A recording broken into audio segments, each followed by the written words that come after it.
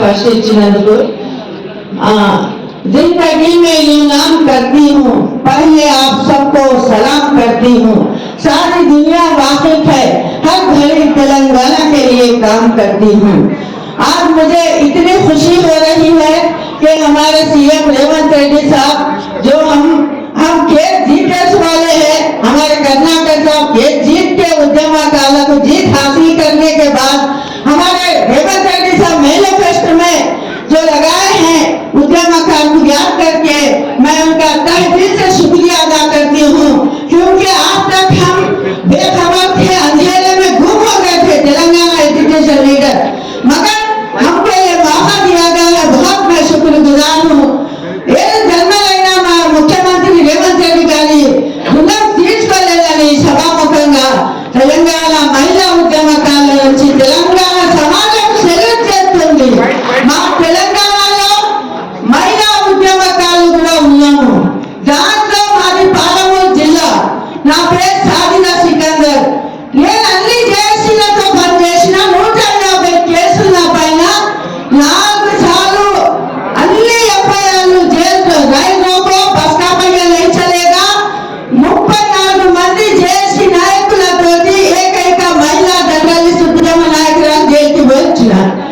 అయితే నాలాగా ఎంతో మంది జైల్లో ఉన్నారు, బయట అయిన వాళ్ళు ఉన్నారు, సభలు సమావేశాలు పెట్టి అవేర్నెస్ చేసిన వాళ్ళు ఉన్నారు, ఉద్యోగాలు కూడా కోల్పోయిన ఉపాధి కోల్పోయిన వాళ్ళు ఉన్నారు। కాబట్టి 2001 నుంచి స్టిల్ ఇంతవరకు నేను ఉద్యమాల్లోనే ఉన్నా, నేను వేరే సబ్జెక్ట్ పనిచేస్తాను। ఇది మన తెలంగాణ మ్యాథ్స్ లాగా పనిచేస్తున్నా, నేను ప్లేన్ ఎక్స్పర్ట్। నేను ఒక్కటే కోరుతున్నా ప్రభుత్వానికి, మా తెలంగాణ మహిళా ఉద్యమకారులకు ఒక సంక్షేమం బోర్డు ఏర్పాటు చేయండి। మా తెలంగాణ ఉద్యమకాల పైన ఉన్న అన్ని కేసుల నుంచి మాకు సత్యాదప్పుడన్నా విముక్తి కల్పించండి। మా తెలంగాణ మహిళా ఉద్యమకారులకు కోట్లు బడ్జెట్ కేటాయించి కొత్త ప్రాజెక్ట్ తయారు చేసి మరి ఒక 10-20 గజాల ఎకరాల్లో స్కిల్ డెవలప్మెంట్ సెంటర్ ఏర్పాటు చేసి ఉపాధి అవకాశాలు మాకు మా బిడ్డలకు కల్పించండి। ఎందుకంటే మా ఏర్పాటు అయిపోయింది, నాయన మాకు ఉద్యోగం ఏమంటే ఎంత ఏం అడుగుతారు, ఫిగర్ మారలే, మాది ధైర్యం మారలే, మేము మారలే, కానీ సమయం గడిచిపోయింది। కాబట్టి అందుకోసమే స్కిల్ డెవలప్మెంట్ కోసము ఒక 10 ఎకరాల్లో మా కోసము ఒక ప్రాజెక్ట్ తయారు చేసి దాంట్లో మనకు ఉపాధి ఇస్తే బాగుంటుంది। ఇంకో విషయం ఏంటంటే మేము భారత స్వాతంత్రంలో మేము పాల్గొనలేము, విన్నాము, కానీ మా ఫ్యామిలీలు 69 ఉద్యమకాలు ఉన్నాము, తొలి దశ మలి దశలో కూడా మేము ఉద్యమంలో పార్టిసిపేషన్ అయిపోయినాం। మాకు స్వతంత్ర తెలంగాణ పౌరులుగా గుర్తించండి, మా మహిళా లోకాన్ని కూడా భాగస్వామ్యం చేయండి।